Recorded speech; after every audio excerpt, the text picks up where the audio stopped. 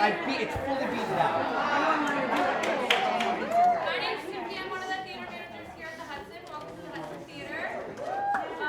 Just a few things. Hopefully, none of you snuck past our amazing volunteer on the stage with any beverages, but if you did, please take them outside because there's nothing but bottled water allowed inside the theater, as we do have brand new carpet and brand new seats. I think that's it. And this is the Fringe director, Ben Hill.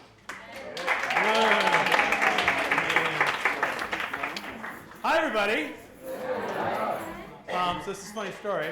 I didn't actually print out the speaking notes from my iPhone into like a printer into the real world, and I didn't bring them because it's Mother's Day, and I'm thinking about other things, obviously. So my wife and mother of my child here is currently frantically transcribing my notes from my iPhone to a manila thing. And so I'm going to talk really slow for the first one so she can catch up with me. So I occasionally might not be able to read her handwriting. Okay, you're good. Okay, great. All right. Thank you, Hudson Theaters, for allowing us to be here again.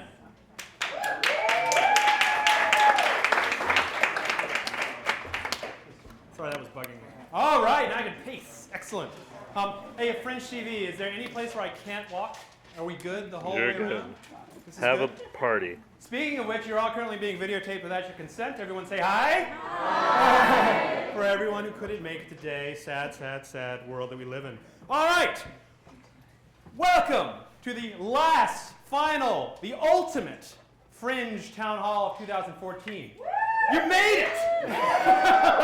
All right, what are we focusing on today? Everything we have not focused on yet, and a couple of repeats, just because it's important things. Ticketing, you might have heard of it.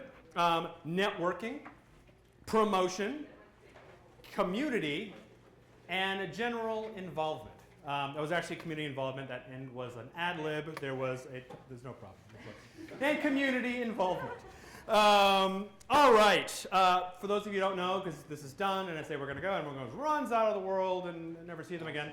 Did anybody get a wristband on their way up here? No, probably not. Okay. On your way out, you might pick up a wristband from Miss Elizabeth Karb out there. This wristband will get you key deals at the Mixer, which will follow this event, at the Three Clubs Lounge. I don't think that's actually the official term. The Three Clubs Bar, which is down there. It's on Vine. You walk down Santa Monica that way. Take a left on Vine. There's a sign that says cocktails. You go in there, and with your wristband, you'll get buy one, get one free, buy one, get one free. So that's buy 2 drinks, get 2 drinks free. So 4 drinks, and it's 4 o'clock in the afternoon. So that should be really fantastic. It leads to some great mixing. So that's the good. A couple rules. Please don't, talk while other people are talking. Me. Please don't. Please try to talk. It disturbs other people's, understanding and comprehension. That's what cell phones are for. Text one another, for God's sake. Or even better, tweet at one another. Tweet people.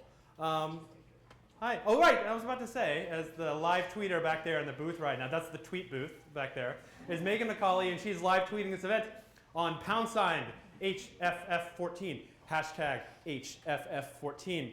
You may as well, during this event, talk on Twitter. So that way we might also have this sort of cool back channel. And you may, of course, say, wow, Ben's saying something very interesting right now. Everyone should transcribe him, like my wife is currently. All right, we talked about that, we talked about that. Okay, and then after this is all done, we're going to have a question and answer session. So if you have questions, there are answers to them. Just please wait until the end, where there will be a whole thing, which we call the Q&A session. Okay. And I said Happy Mother's Day. Happy Mother's Day! Who's the asshole who scheduled an event on Mother's Day? Oops. She made some sort of gesture, didn't she? All right. We start these things as we start them with important dates. So let's talk about some important dates. Our next Twitter chat, speaking of the T word, is on May 19th from 7 to 8 p.m. Pacific Daylight Time. For those of you who haven't been participating in the Twitter chats, you should, because they're fun. That's May 19th between 7 p.m. and 8 p.m. Basically, everyone decides to meet for this hour from 7 p.m. to 8 p.m. in this particular case.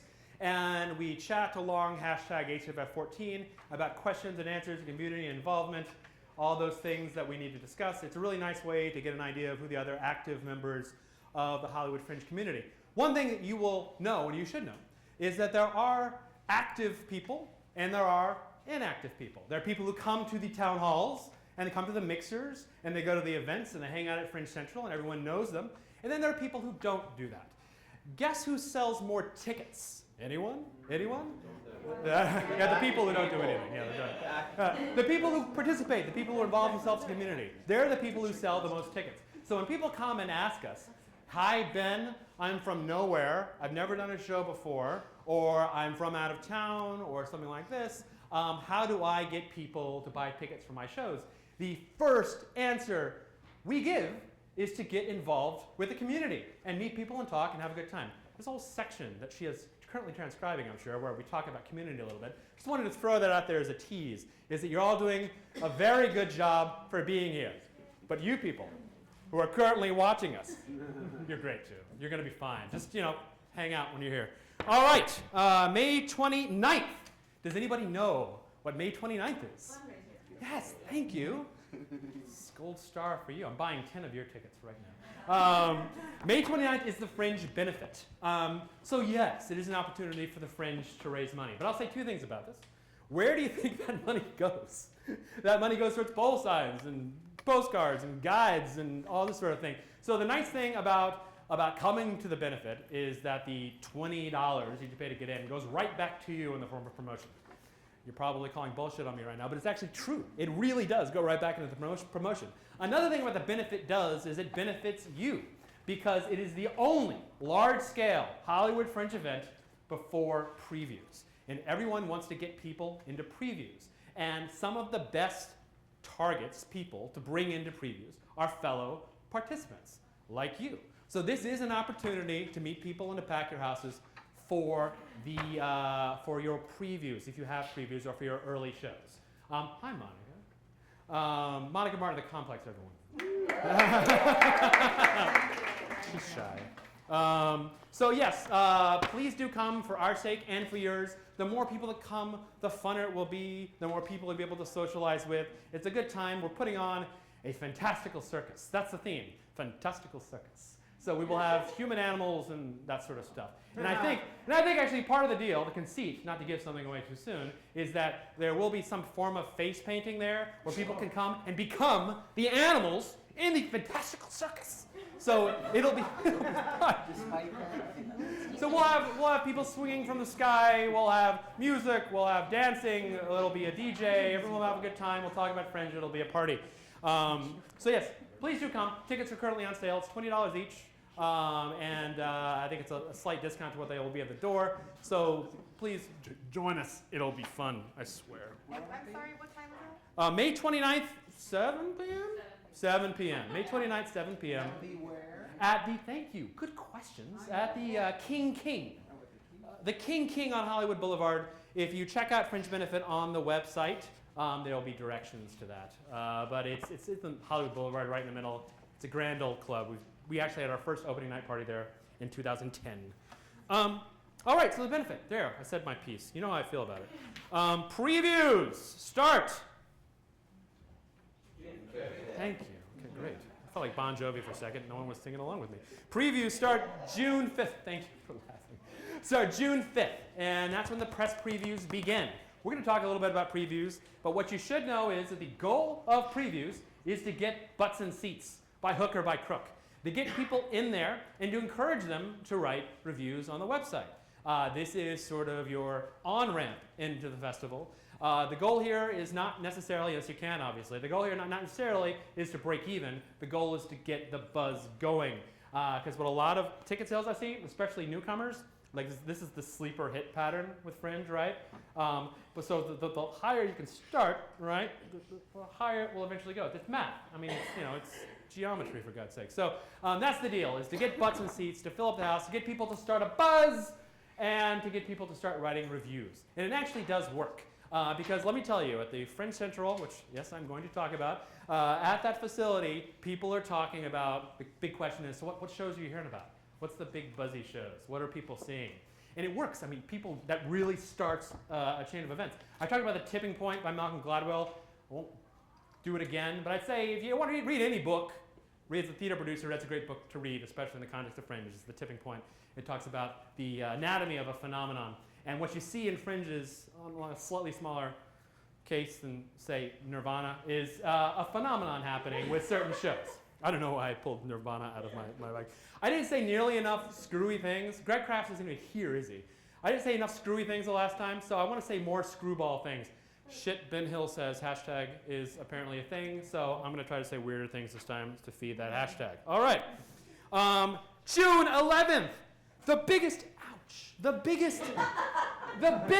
party in Los Angeles for theater people in June is June 11th. That is the opening night party. It is a blast. I have fun every single year at this time because no one has shows on June 11th, so we don't let you have shows on June 11th. Everyone is there. It is a great, great, great time. Last year we had like 600 people coming, all from the theater community, abroad, nationally, and in Los Angeles. It's just a great, great, great fun time. We are 30 seconds away, a little longer, to signing a contract with where that will be. Once we have it signed, there'll be a big announcement. Everyone will know where it will be, but it will be a blast. I strongly recommend coming to that, because what the hell else do you have to do? All right, and then the festival itself starts June 12th through June 29th. That is obviously the festival. It's several days long, and I heard it's a fun deal. Closing party and awards, June 29th, at a place to be, we'll let you know where that is as well. And so that's where the awards happen. We have a closing party. We all say goodbye. There's tears, sadness, and mirth, and thoughts of next year. That all happens in one party. It's just a roller coaster on June 29th. And then, interspersed between, we'll have special events that we will announce. Keep your eyes and ears open, including, how's the baby doing? Carb, how's the baby? Ada's doing very well. She looks healthy. She looks healthy. That's my child. If you want to tell me how beautiful she is, I will refund your registration. Thank you. Well, that's excellent. 2 registrations refunded. We're actually giving you money. All right, so we'll also have special events throughout. Obviously, everyone likes Fringe Prom. That's a big event we have. Pretend you're in high school again, but not a theater geek. What? What is Fringe Prom? It's like an event where people dress up and they have the prom. Who asked? We have the prom that, when we were in high school, when we were theater kids, and we weren't exactly the guys that were the coolest people in the world. And we would show up and we'd be sort of sitting in the corner going like, yeah, we're the theater geeks in the corner. But this is the one where the theater geeks are in the middle of the stage and they're having all the fun. So it's reliving the prom that we all should have had. Unless you went to Art Side. Oh. We'll announce it. It hasn't been officially announced yet, but you will hear of it. Fear not. All right. What is the first question that everyone always asks at every single previous town hall? The first question is, anybody? Fringe Central. Yes, that is the first question. But today, we have an answer for you. Raise your hand. Okay, so let me give you a little history of Fringe Central. 2010, we were at the Theater of Arts up on Hollywood Boulevard. It was a really small area comparatively. We had a place called a bar in like a cage, a very small cage about the size of this stage. It was lovely. Anybody remember the cage? Anybody here remember the cage? That's Fringe staff.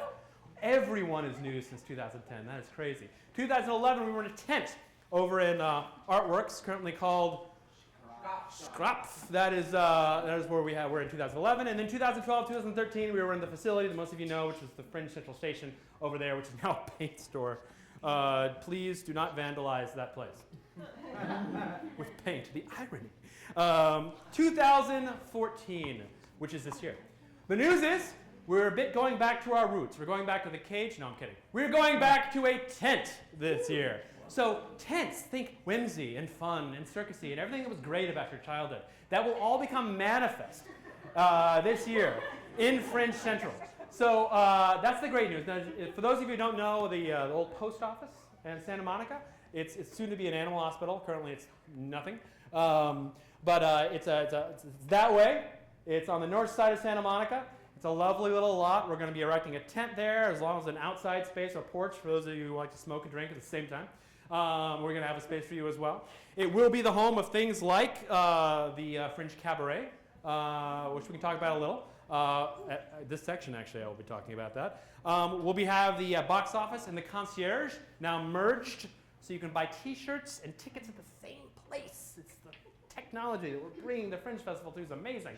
Over here as well. So if you have questions, that's what the concierge is for. It's for people who come and they have questions. How do I fringe? Being the main question. What is this thing? It's giant.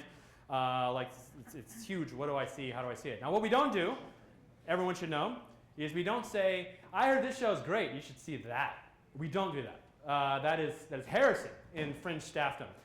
We help them figure out, using the tools available, what they want to see. We do not make recommendations to people. So you should all know that, because that's actually a very important part of what the Fringe is. Right, and this is also the place where the bar is. The Brian's Bar, named after one of our old colleagues, Brian Burgess, who's one of the founders of the festival. This is where Brian's Bar is. And it moves every year to wherever the Fringe Central is, and this year it will be there. And that is where you may get drinks. Now, here's the thing. For those of you who remember a little tradition we have as well is the idea of participant-sponsored drinks. Okay, if you have a show, which I imagine most of you do, and you want to sell a show-branded drink, I should say you want us to sell a show-branded drink for you. You should basically, there's a form that we actually emailed a little while ago, and we can send out again, and if we'll tweet it as well eventually once we get a link to that form, that you can fill out. Here's the ingredients, here's the idea. Our resident mixologists will take a look at your drink. They might make a few adjustments, as we have in the past, like in the undrinkable perspective, like it's made with raisins. For example, some small adjustments to it. But this is your opportunity to basically, we'll put a sign up front. You need to bring a sign. We'll put it right up front and say, order the Clown College from Space, which is the name of a mythical show, drink for this. A couple things to note. You do not profit from this. This is something we do for you, and it goes back to the Fringe. So you need to give us all of the stuff and to do it with. So just so you know, we're not going to say, we sold 50 of these, here's $150 back. It's a sponsored drink. You are sponsoring a drink. So if this is something you want to do, it's worked for a lot of other shows, especially if you have a show that involves, alcohol, is that we will sell that drink for you and give you some information as well. Completely optional, completely up to you. Cabaret. We've had cabaret officially since 2011. Technically, since the very beginning. What cabaret is, it takes place in the Fringe tent. You can come and do a piece of your show. You can do a song and dance, or you can do some magic, that sort of stuff. And folks will see you, and they might want to see your show. Couple words on this. Some shows work better at cabaret than others. If you have a one-person show about how your mother beat you, Mother's Day, mother beat you, maybe, just saying, not the best cabaret show. If you have something that's burlesque or circusy or magic-y or sort of thing that you can do very entertainingly for 15 minutes while other people are drinking and half of them are not paying attention to you, and that's okay, then cabaret is the way to go. Now, if you're interested, if you fill these qualifications and you're interested in a slot on cabaret, there's Bella. Bella's the cabaret manager. You can talk to her afterwards or email her at bella@hollywoodfringe.org to reserve your slot. They will be at night, specific dates to be determined, but prime time-ish bar area, entertainment for all. And if you're interested, fantastic. And I am officially done with this piece of manila folder. Oh, thank you. Yes. BELLA@hollywoodfringe.org. Yes. You have a lot to get through. I do? I should talk faster. You should talk. Ben, Ice? sorry. Do you have a specific address for the Fringe Central? Dave, you know the address? It's at the northeast corner of Wilcox and Santa Monica, across from Complex Theater. Right. Directly across from the complex. So there's the complex directly across, that's where the tent will be. In a lot right now. All right, I'm going to start talking fast. Tickets! We're going to talk about tickets. For those of you who don't know, and I hope you all know, 100% of your revenue goes back in your pocket. We don't take any money. We don't have any rake. You get 100% back. If you sell through us, which you kind of need to, at least 50%, we'll talk about that, 100% of that will go back into your pocket. But Ben, how on earth does the Fringe Festival make money on these ticket sales? We charge a very modest service fee on top of that. We run our own ticketing system. We don't use brown paper tickets or Ticketmaster or anything of the sort. We built our own ticketing system, and obviously we get to keep the fees. Hurrah, what an interesting idea. Someone should start a business around that. So it's a very small, though. It starts at $1.75 if you're $15 and under, and it starts creeping up after $15. So it's very small, $1.75 a ticket, comparatively. Shop it around. Pricing. Right. There are several different levels of pricing. I've talked about this a bit at previous town halls. You probably already picked it up by looking at the ticketing site. The most boring price is the regular price, which is the price that is advertised in the printed guide, which will be coming out later this month. In just a couple weeks, you should have a printed guide. Then there's the community price. For those of you that have a button, and guess what? Most of you already do, even though you don't know that you do yet. The button is this. This is the button. You guys are the first people to see it. This is the 2014 button. If you are the primary contact on your show, most often those are the person who created the project online and or the person who registered the project online. If you are the primary contact of your show, you get one of these for free. And you may pick one up on your way out from Elizabeth Carb, who is currently holding my child. On the way out, you may pick up a her. So just go down and say, I am the primary participant on my project. I would like my button, please. And she will give you one based on faith that you are telling the truth. If you are a part of a show but not the primary contact, you get the discounted price of $3 each for these guys. The regular $5, you get the discounted for $3. We can take your money now if you like, or you can wait till the opening night party to get it. Either is up to you. What does the button get me, you ask? Well, good question. The button gets you discounts at certain places around here. I know Eat This and 3 Clubs. Eat This, which is a fantastic food joint right over there, a couple doors down. They're offering a discount to people with buttons, as is 3 Clubs, fantastic bar where we will be having our mixer. They will give you fantastic discounts as well. You will get a, thank you, you will get $1 off all drinks at the Fringe Central Bar.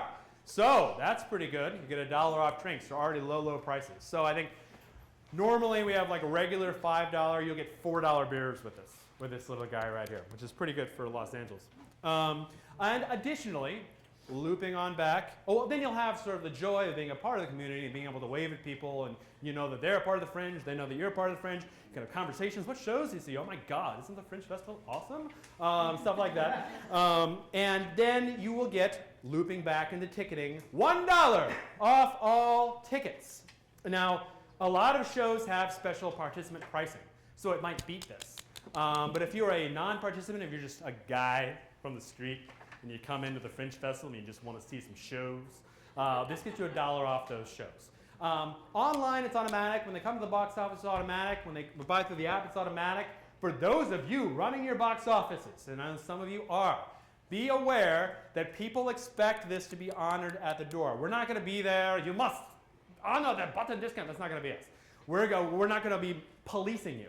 But just so you know, at the door, make sure the button is honored, or there will be complaints. There will be sort of Twitter complaints. People make a big deal. Can you hold on till the end? Oh, I'm sorry. You'll be very soon when you start answering questions. Yes, this gets you $1 off all tickets. So that is the button. So that is the what we call the community price. The participant price, which I alluded to, you guys can set. Here's the tip: set a participant price. If you go into the admin section of your project, go through each project and edit for each performance and edit by a performance, you will see regular price and you will see participant price. I urge you to give participants special pricing because it's nice and it encourages more participants to come see your shows, which you want because participants talk. You talk, all of you. You say, I like this show, I didn't like this show. So by all means, please, it's up to you, of course. We don't say what your ticket price has to be. We don't set if you need one or not. Suggest strongly setting a participant price just to be a good person. And FYI, even though the guide is locked, obviously, on its way to the printer, you can still change your prices. You can change your prices anytime. Take note that if you change your regular price, it will be different than what it is in the guide, which might cause some confusion. But you can change it if you want to, by all means. If you set your price at $25 because you didn't listen to me, and you it was really, really high, and you say, oh my God, you're panicking, and you want to change it down to 15, then you can still do that. You can absolutely still do that. You can change prices all the way up to the bitter end. So that's the good news. All right, and then there's pay what you can. Pay what you can is a nice thing as well. Pay what you can works well for participants, and it works extremely well for previews to get people in. Your strategy is your strategy. We just give you the tools to implement whatever strategy you might like. So there, pay what we can. All right, and then there are discount codes. A discount code, let's say I went to the University of Maryland, go Terps. So let's say, which actually did go to the University of Maryland. I will talk to you about it later. And let's say our mascot's the Terp, which is apparently a turtle. I want to draw people from Maryland to come see my show in Los Angeles.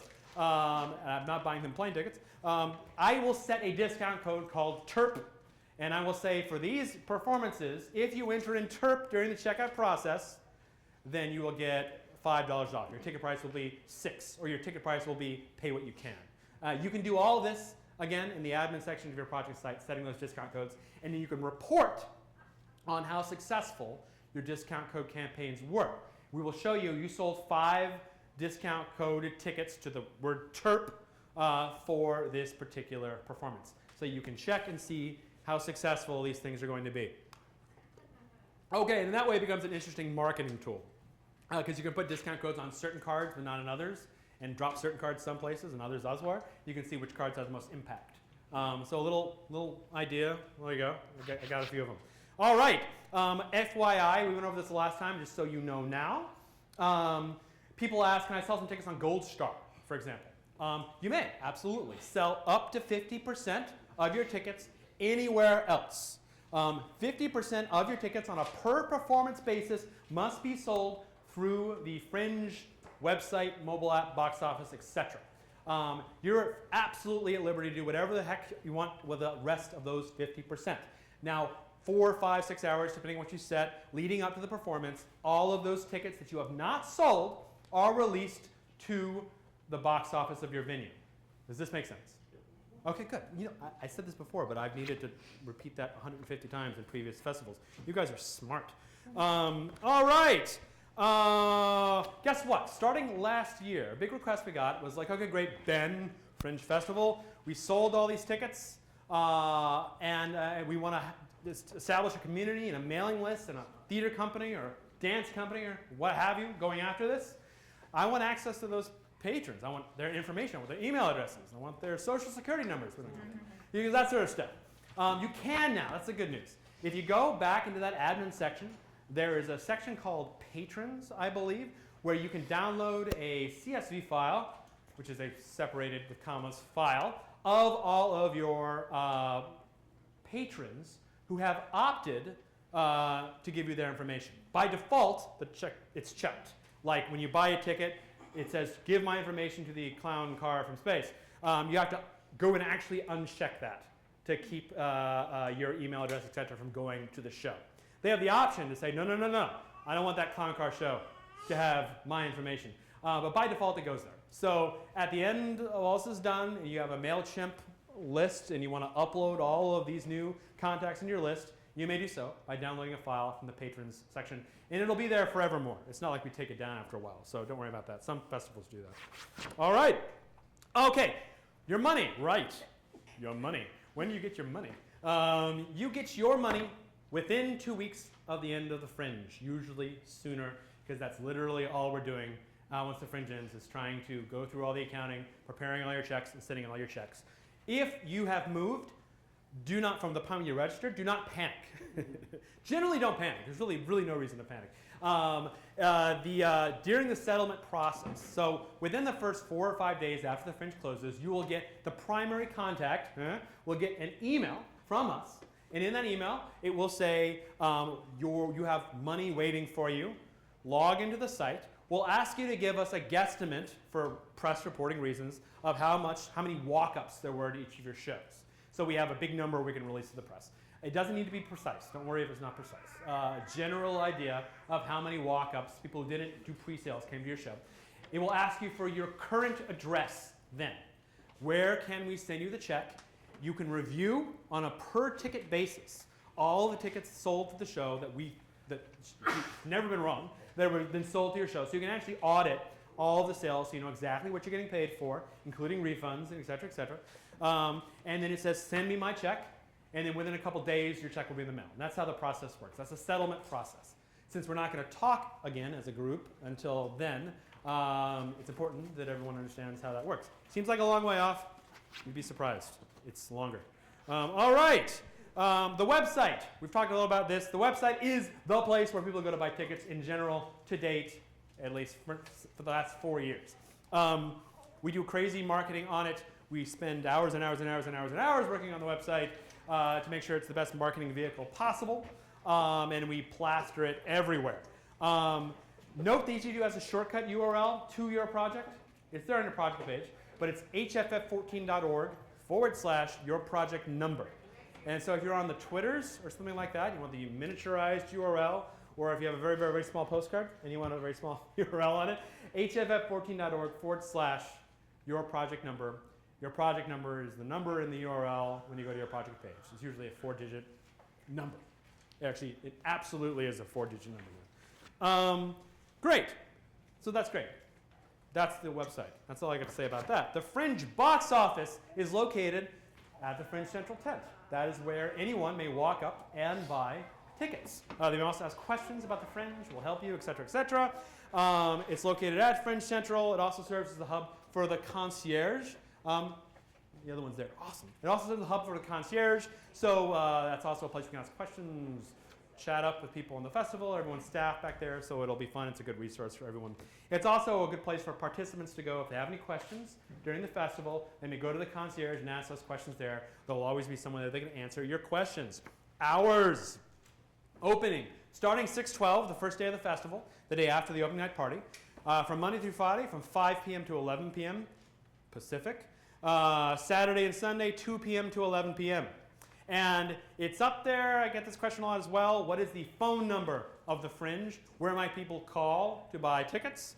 Starting the first day of the festival, the number one might call is 323-455-4585.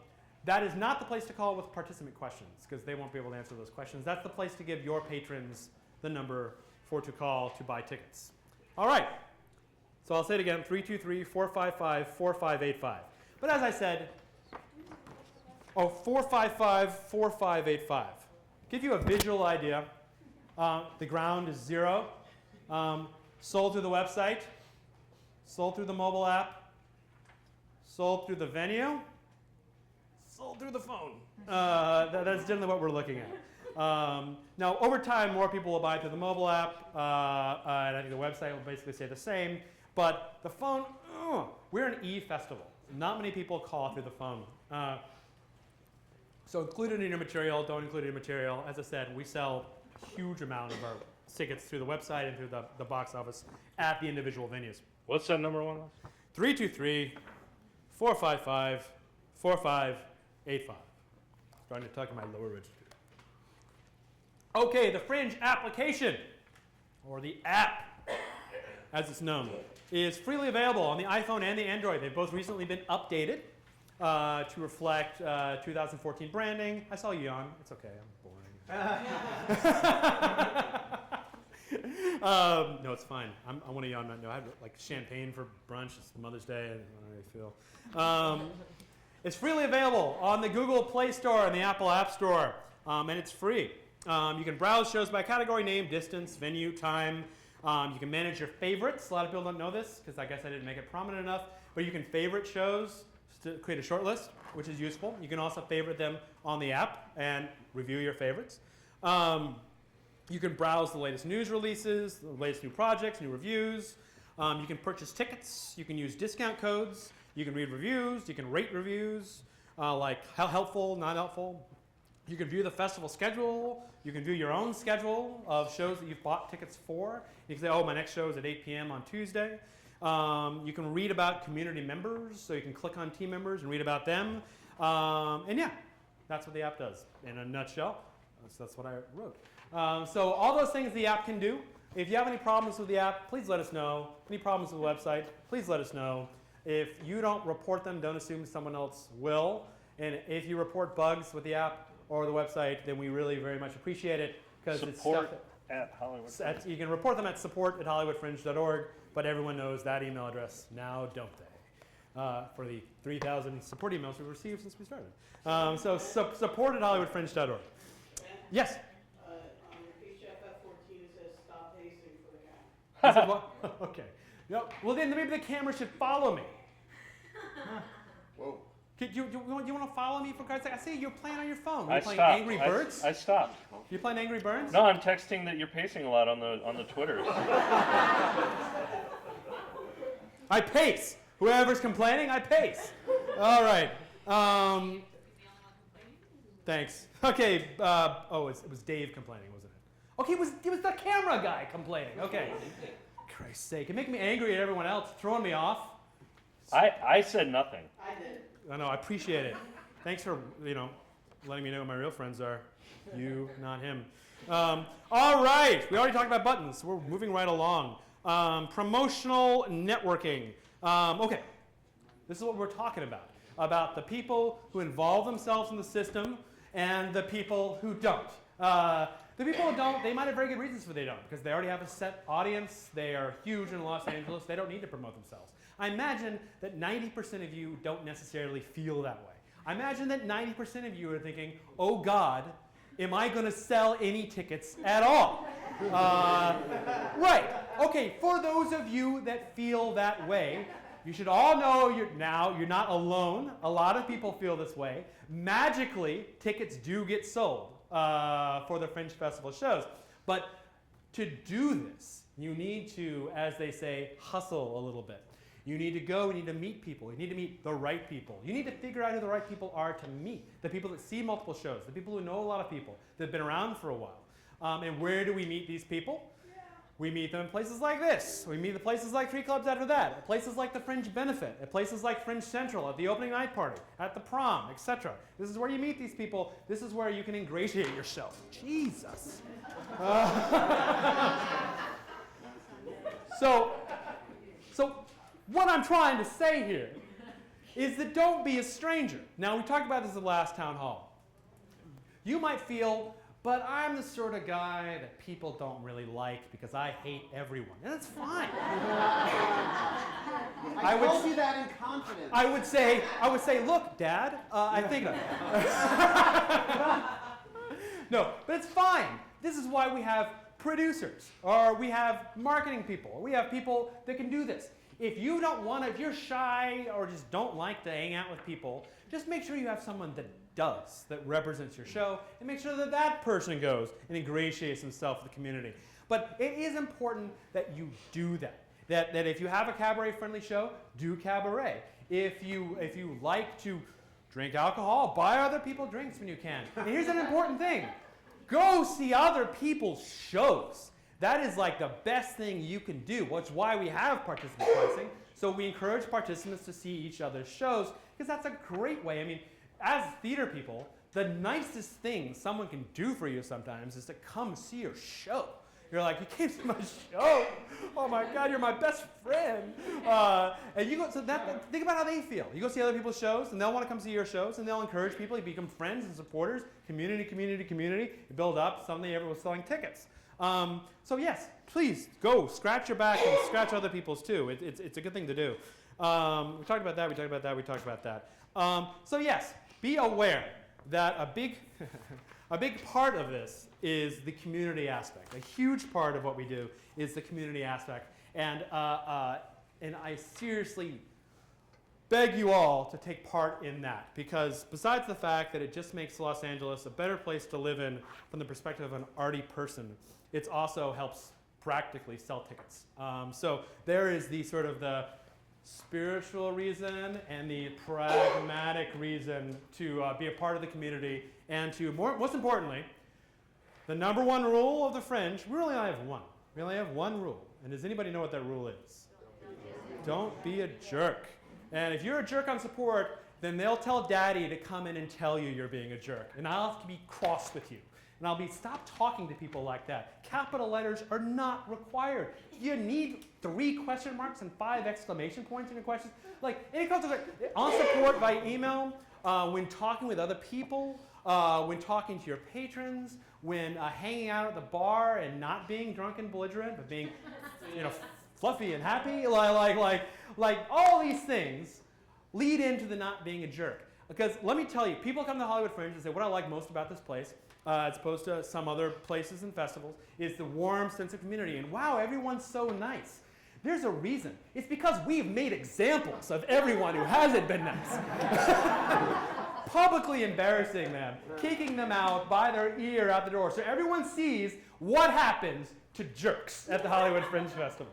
So don't be a jerk. None of you are jerks. But if you do find someone being a jerk, go to a staff member and say, this guy's being a jerk. Tell on them, because we don't need jerks in the Hollywood Fringe Festival. Okay, that's it. Yay! Okay.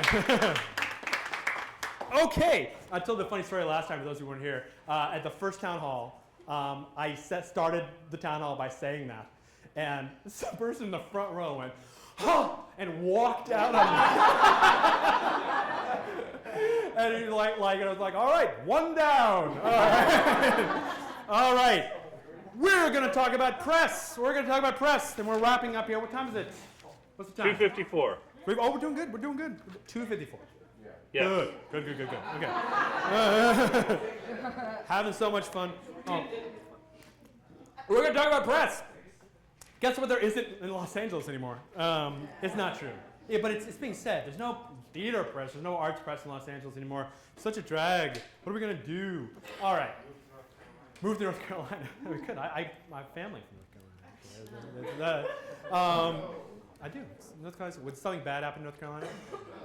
That's what I thought. I was like, there's some terrible thing happened in the news today about North Carolina. Okay, good. Okay, thank you.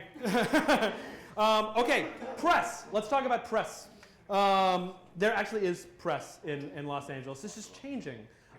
It's changing more to the blog level. Everybody knows about that. The concept of press is merging also with this whole idea of social media and the individual idea of press.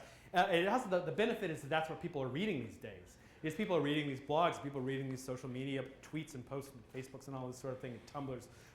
So it's really about not giving up on the idea of coverage of your show, but it's about redefining what that coverage will be. Now that's not to say that LA Weekly won't come to see your show. They altogether might. Actually, it's not LA Weekly anymore. Everyone knows Stephen Lee Morris.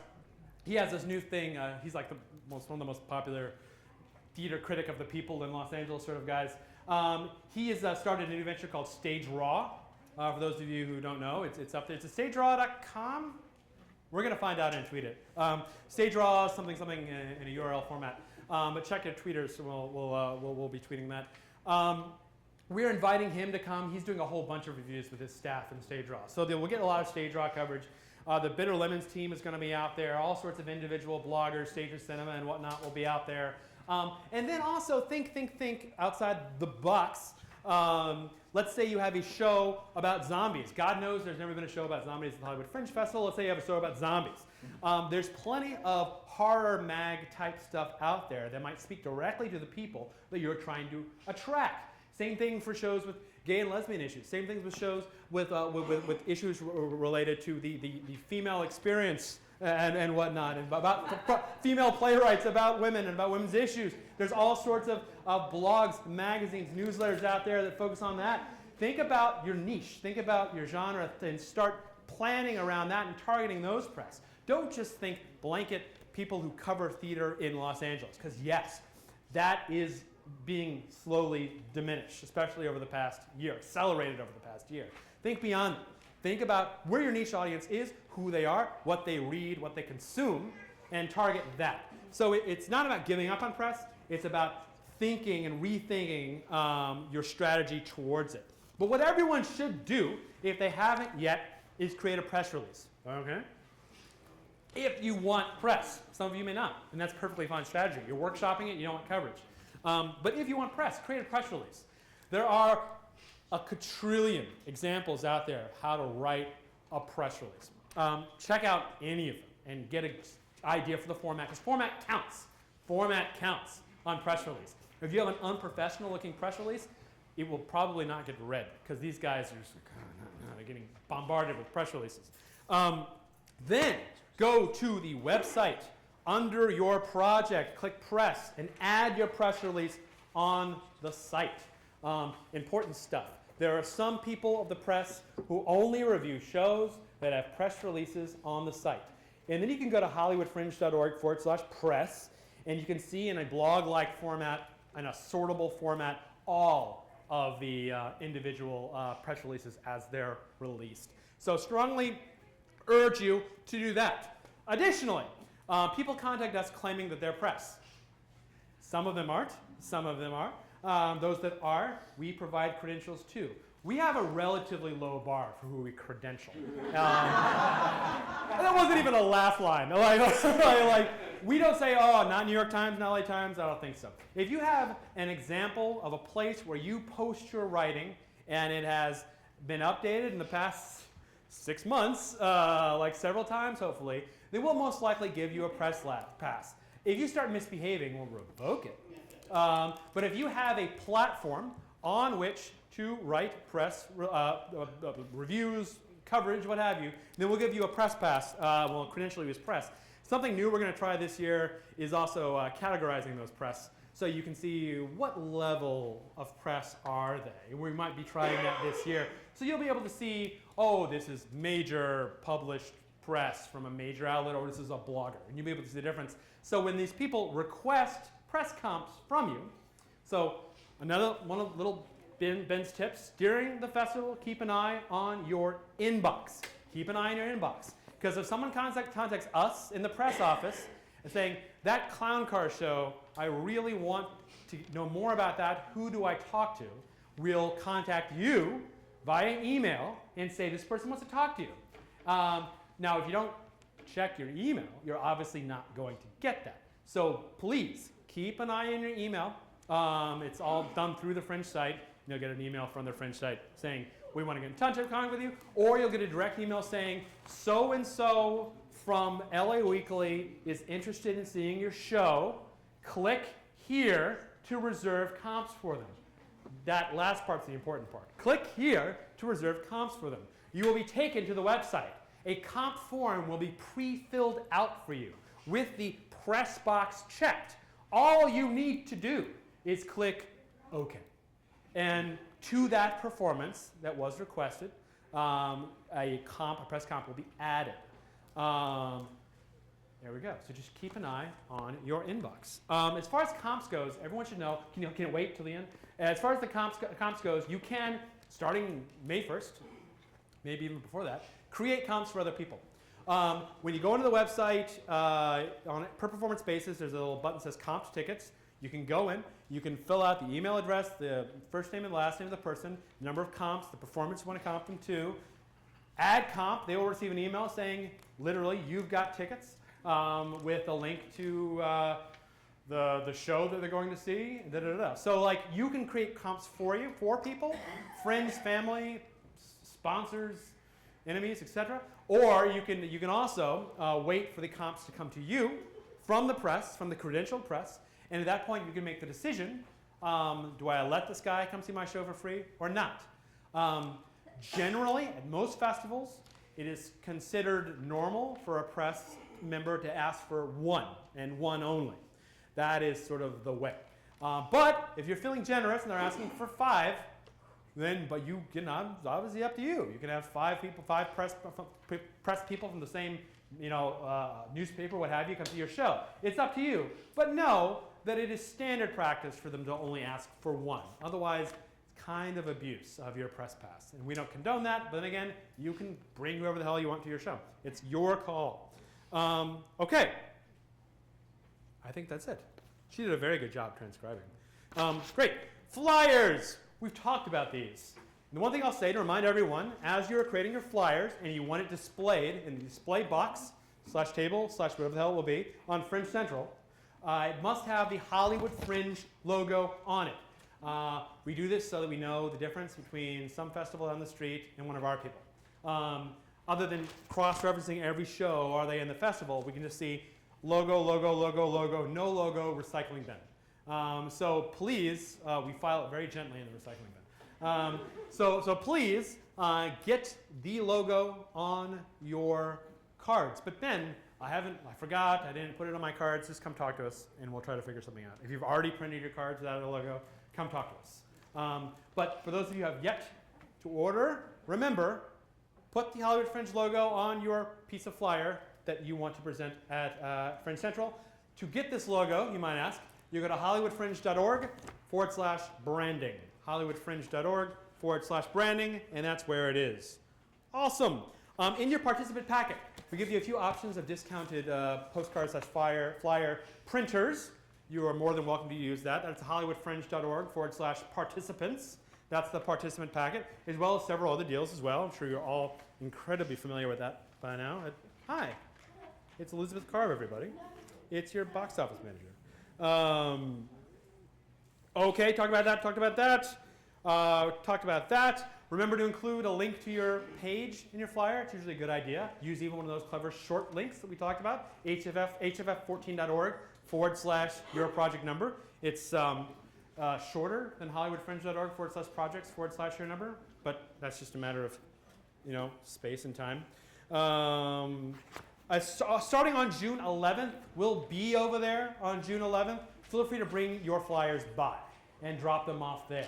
You can also drop them in any Fringe venue with their permission. So we're here at the Hudson. Don't just drop your cards off. Ask permission first. You're at the complex. Don't just drop your cards off. Ask for their permission. And then we talked a lot about the last one about general flyering etiquette. The number one thing that makes us angry is people who come in, there's a flyer table right there, and they do this, plunk, and then they walk away. That gets recycled because you are covering 4 other shows that have meticulously arranged things so they have a little space. Don't cover other people's flyers. It's very, very bad form anywhere in the world. If you have posters, we will find a place to hang those posters in Fringe Central. So if you want posters made, we can do that as well. And it'll be fun. If you have banners, talk to us, maybe. We talked about that. Talked about that. And then, of course, use your brain. There's ways of doing things and there are ways of not doing things. Don't, stalk other shows without the permission and hand out as people are coming out. It's a perfectly good strategy is to go to the exits and start flyering them at the exits. Just make sure that show gives you permission to do that because you are technically hijacking their audience. And I'm not saying we don't want you to hijack your audience. Part of Fringe is sort of metaphorically hijacking other people's audience, but with permission. Just ask permission. Generally, anything that sounds a little bit remotely sketchy about flyering, where permission might be better, lean on the side of permission, and everything will be good. That's all I'll say about flyers. Reviews. Yes, reviews are great. Let me tell you why reviews are great, because they're free. Getting people to come to your shows and then write reviews, this is press you don't need to pay for. A lot of people go to the site to read reviews on shows. I say this every year, and no one ever listens to me. I'm going to keep saying it. Don't just write, God, that show was awesome, cost $1 million, in my mind, better than Cats, fantastic, go see the show. It doesn't do anybody any good. Because it feels good if you're the producer and you get better than Cats. Actually, it's better than Cats. It's better than Phantom. Because it feels good, I suppose. And I guess you can think that you're doing this whole LA making friends kind of thing. But are you really serving art by doing that? And I'm not saying be mean and be critical. I'm just saying be honest. Some people don't want to write, in a participant world, don't want to write bad reviews. That's fine. I understand where that's coming from because they don't want to trash other participants, and that's fine. All I'm saying is what's the word I'm looking for? Constructive. Talk about the things that you liked. Talk about the things that could use improvement, and then end on something that you like. It's called the sandwich way of doing reviews. If you want to criticize someone without ultimately pissing them off, which is generally how participants want to deal with one another, I really like this, and this. I didn't really get this. This didn't make much sense to me. But overall, I really like this. That's a great review. That's a fantastic review. And as a reader of many reviews, I will look at that and say, this person is not just full of crap. This person actually saw the show, saw some good things, saw some bad things, but overall says it's absolutely worth it. I will take that review way over, oh my God, I loved it, and my son's in it. That's not a very good show. The son part is implied. But like up here, like being constructive, interesting review, that I will listen to, and that will make an impact on me, and it just might help the art form as a whole. So I'm not saying just write bad reviews, everyone. We're not New York Fringe. We're Hollywood Fringe. It's very interesting, though, that dichotomy between Los Angeles and New York. But by all means, write constructive reviews. Don't just write great, fantastic reviews. They're not good for anybody. Yeah, I know. You're not listening to me. You just okay, here's a couple new interesting things on the site this year that have been changed since last year. A, no more anonymous reviews. Yay! Everyone loves that. Everyone hated anonymous reviews. So they're gone. You actually now do need to use your actual name that you give us. There also, one thing that we're eliminating this year from the Hollywood Fringe site is the concept of ratings in the traditional form.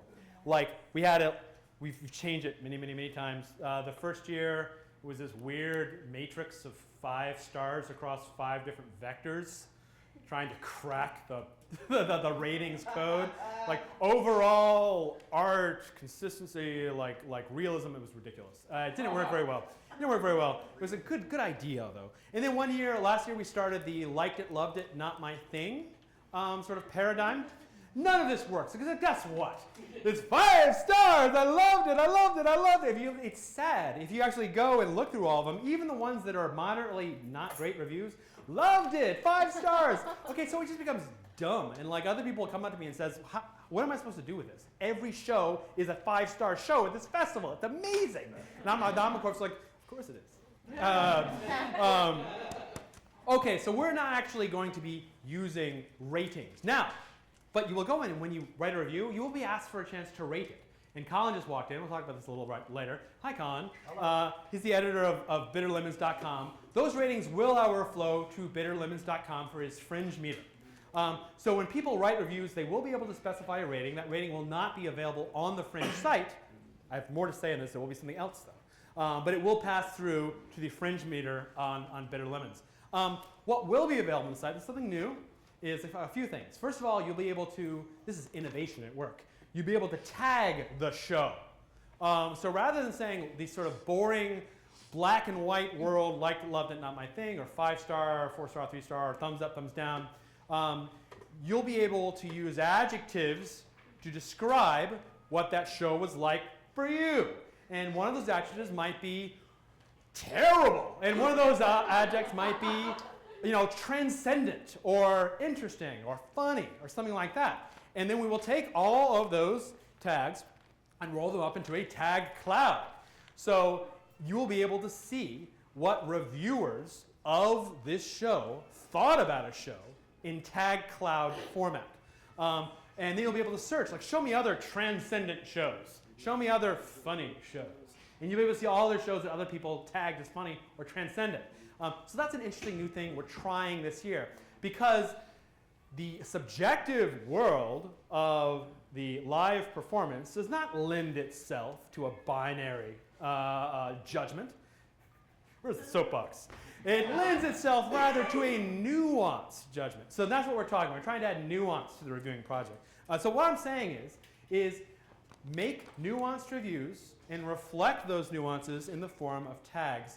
We will all be a much more interesting and introspective festival as a result. Additionally, interesting thing we're trying this year, in the past, and in the present as well, anybody can write a review. You could be in Nebraska, and your son is doing a show in the Hollywood Fringe Festival, and you can write a review on how wonderful he is, which is fine, and you can still do that, because we have no way of knowing if you absolutely didn't see the show. Because you go by at the door of the complex, and you walk in, or the asylum, and you walk in, we have no record of that transaction. But if you buy a ticket through the Hollywood Fringe Festival, the website, the mobile app, the box office, and then you go see the show, or not, and then you review the show, you will be listed as a certified reviewer. We know that this person who wrote this review actually did see this show. And certified reviewers will be at the top. So you'll be able to see people that actually definitely saw the show. And they'll be specifically marked. Also, if I'm a member of the press, certified press, and I saw the show, then you will see that this reviewer is also a member of the actual press, Hollywood Fringe Press Corps. So those are the two things. Certified reviews and certified press reviews are being added this year. So you'll be able to see those on a per review basis. And then the tag cloud, no anonymous, and no ratings on the site, but on better limits. There we go. Also, right, something we added last year, which is very useful, that if your show, what time? 3:13. Are you lying to me? 13. Okay, that's at 30. Okay. Okay, we're actually wrapping up, so this is good. We'll have plenty of time for Q&A. Right.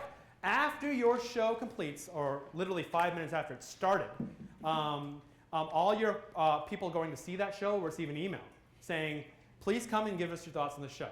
Unless you check don't want that, which means I don't want my show to be reviewed, meaning close off all reviews and don't display reviews. Right after your show starts, everyone in that show that we have an email address for will send an email and say, let us know what you thought of the show, and we'll bring people to review your show right after it begins. It's like some people, when they're sitting down, they'll see like the review thing come in. It's a little early, I suppose. Wait till it's the end of the show. I really, really don't like the color of the curtain. So yes, that was actually really successful. When we started doing that, reviews shot up like 40% year over year because we started doing that. So that's great.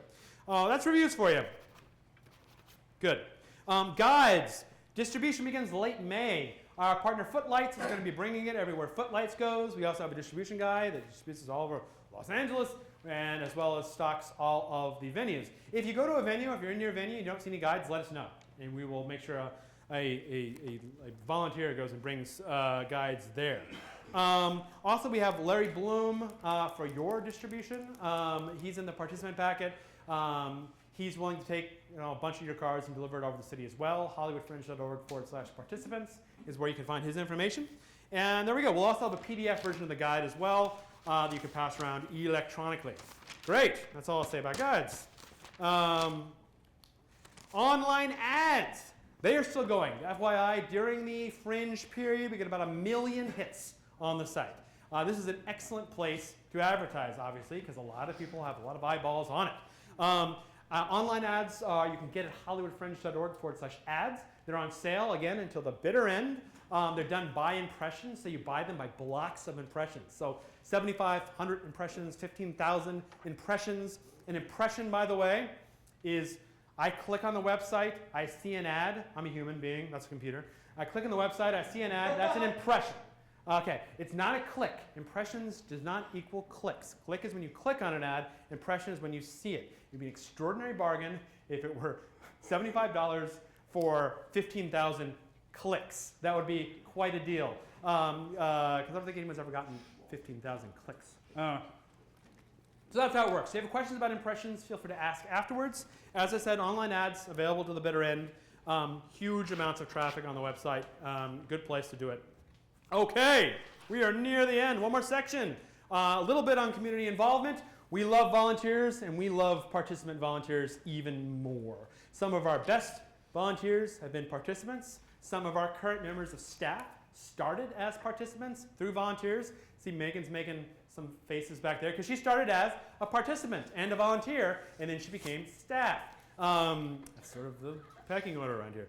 So you don't necessarily want to be staff, but nonetheless, volunteers we love, we love, we love, we love. It's easy, it's fun. We give you a t-shirt. Come on. Speaking of t-shirts, t-shirts will be on sale this year. We just had a contest for t-shirts. We have a great design that has everyone's show name on it. Believe it or not, all 280 shows are listed on the t-shirt in a artistically aesthetic way. They'll be on sale starting at the fundraiser benefit. So yet another reason to come to the Fringe benefit. You can pick up your t-shirts and it'll be awesome. But you can apply on the site at HollywoodFringe.org/volunteer. Somebody make sure that link still works. It should still work. If it doesn't, there's a big ass volunteer thing right on the menu. It does? Yeah. Okay, good. right on the banners, but hollywoodfringe.org/volunteer. Sign up for volunteers. Stina Peterson, our volunteer coordinator, will get in contact with you, and we'll get you a shift. It's fun. It'll make you a more interesting person. Okay. And, and as the last note on here, I have to say, my wife is super awesome. Excellent. All right. All right. Now we begin. Question and answer. You got questions. We have answers. Here's the deal. You guys have been here before. Yes, you raise your hand. That's what we do. We don't yell out, so thank you. Thank you all. You don't raise your hand. You do raise your hand. I call on you. You stand up. You say your name. You say what show you're from. You say hello. And then you ask your question. Or if you have some sort of statement to make, you might also make a statement. That's all. Your hand go first. Yes? Thank you. Hello, everyone. Hi.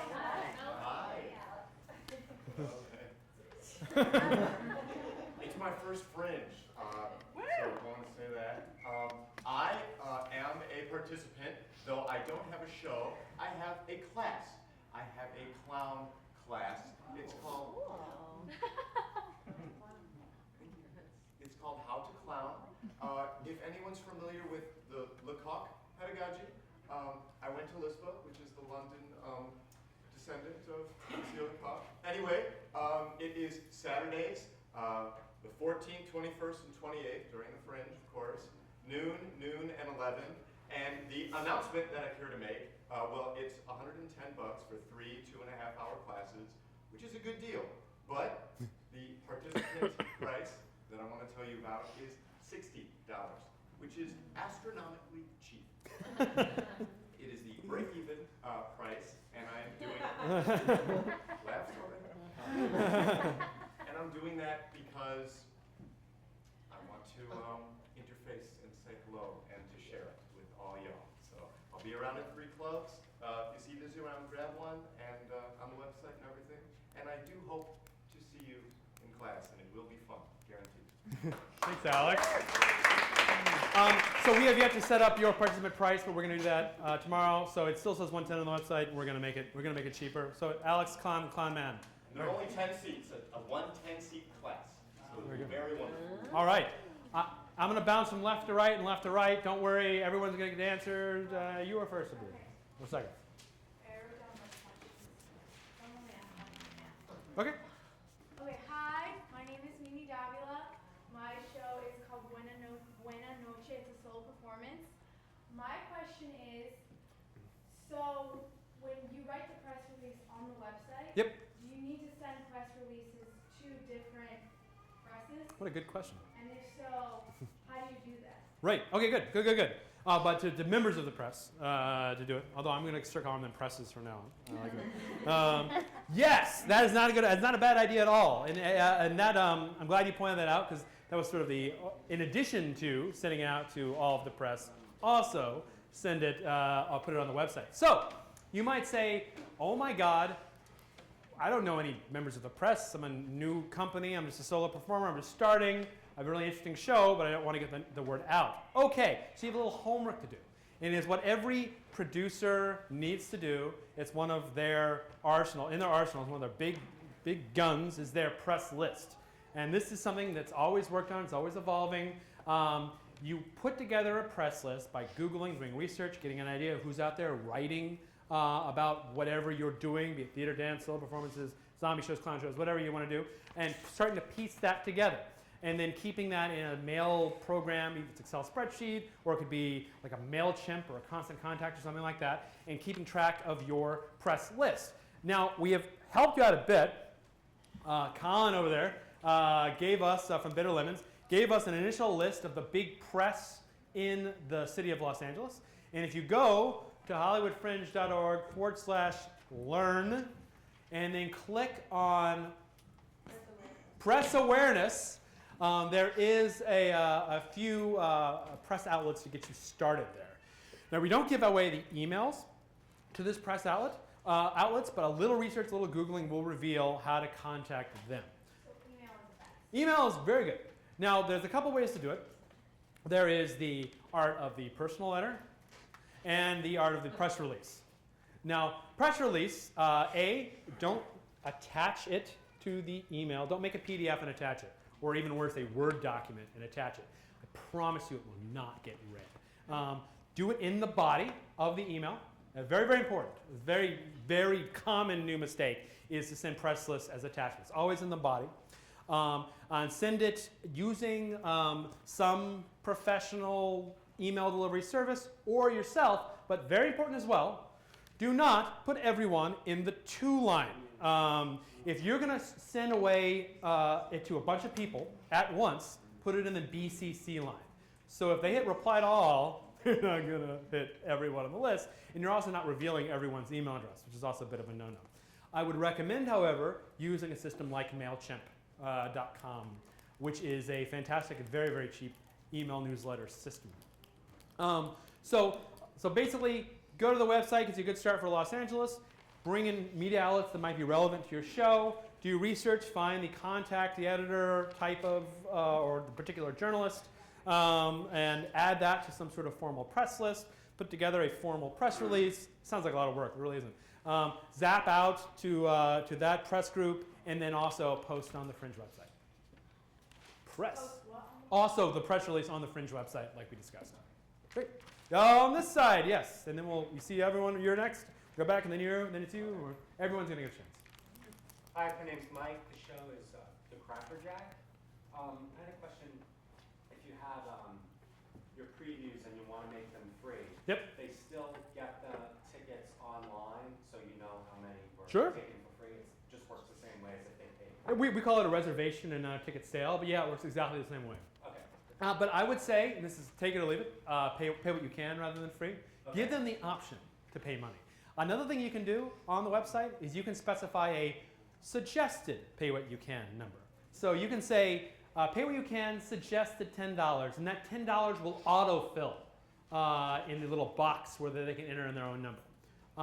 So you can say $0 pay what you can or $10 pay what you can, which basically means that they will have to go proactively delete that 10 and make it say 0. The whole time, hopefully, they're thinking, am I really this big of a jerk? Like, that's hopefully what's going through their mind. Hopefully the answer is, nah, and they'll just give you the $10. But, you know, it's an interesting psychological thing. We're going to switch to this side of the room, and yes? Hello, I'm Richard Tanner.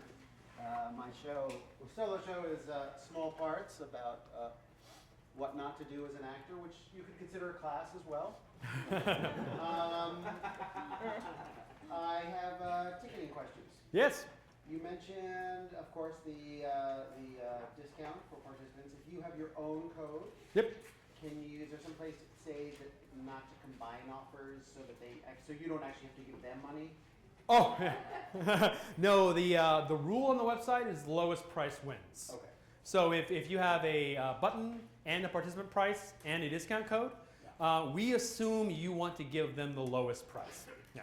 And then the last question about ticketing. What is the refund policy?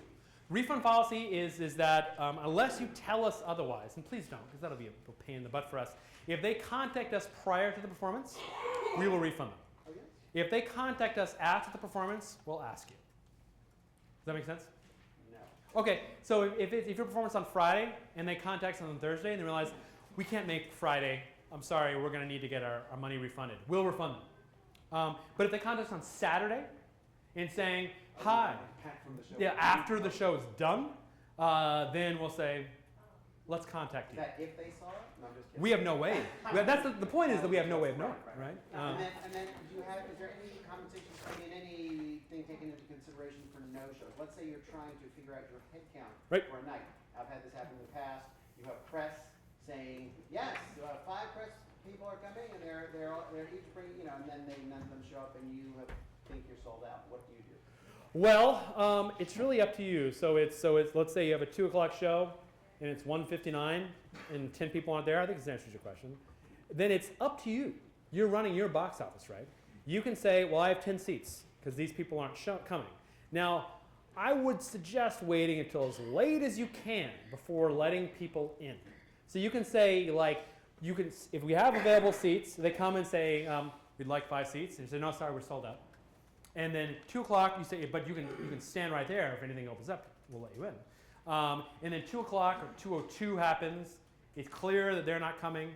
It's up to you to fill your seats. Now you might have, Charles McNulty from the LA Times coming and saying, "What, you gave my seat away?" And he's actually a nice guy. He probably won't be mean.